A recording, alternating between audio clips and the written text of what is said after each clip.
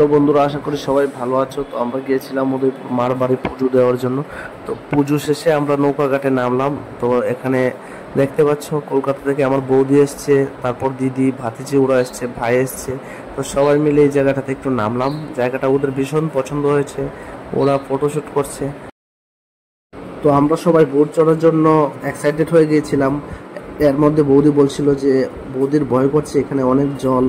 দাদাও বলছে যে না, আমি চড়বো না, কিন্তু আমরা চড়বই, আমাদের খুব বোট চড়ার ইচ্ছা। তো এর মধ্যে ডিসিশন নিতে নিতে হঠাৎ করে দেখলাম যে ওই দিক থেকে লাইফ জ্যাকেট চলে আসলো। তো আর দেরি করলাম না, সবাই লাইফ জ্যাকেট পরে বোটে বসে পড়লাম।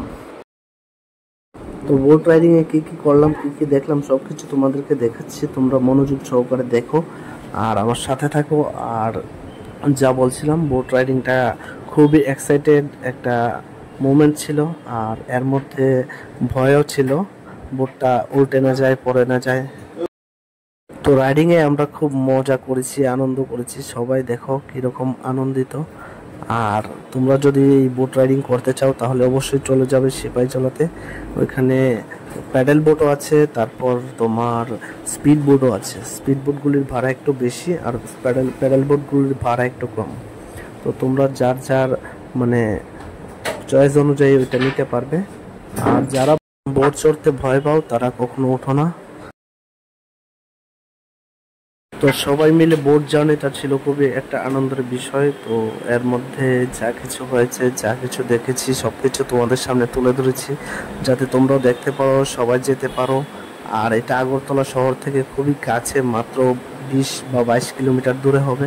তোমরা ইজিলি একটা গাড়িতে করে যেতে পারো। ওইখানে একদম মনোরম একটা পরিবেশ আর সুন্দর হাওয়া আছে, মাইন্ডটা ফ্রেশ হয়ে যায় ওই জায়গাটাতে গেলে।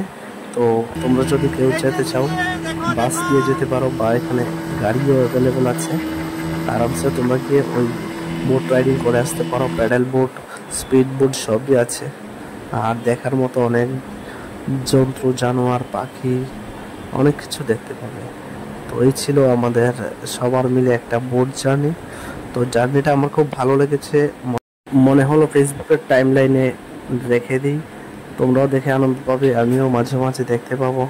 তো যার জন্য এটা আমি ফেসবুকে আপলোড করে দিলাম। তো জার্নিটা কীরকম হয়েছে, তোমাদের কীরকম লাগলো পুরোটা জার্নি, আর সিনারিগুলি কীরকম লাগছে তোমাদের, অবশ্যই কমেন্টে জানাবে।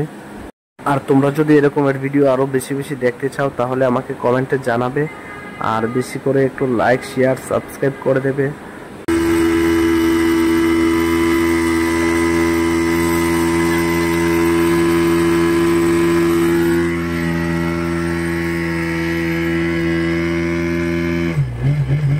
অবশেষে আমাদের জার্নিটা শেষ হলো। তারপর আমরা কিছু ফটোশুট করে বাড়ি ফিরলাম। তো কিছু ফটোশুট তোমাদের সাথে শেয়ার করছি।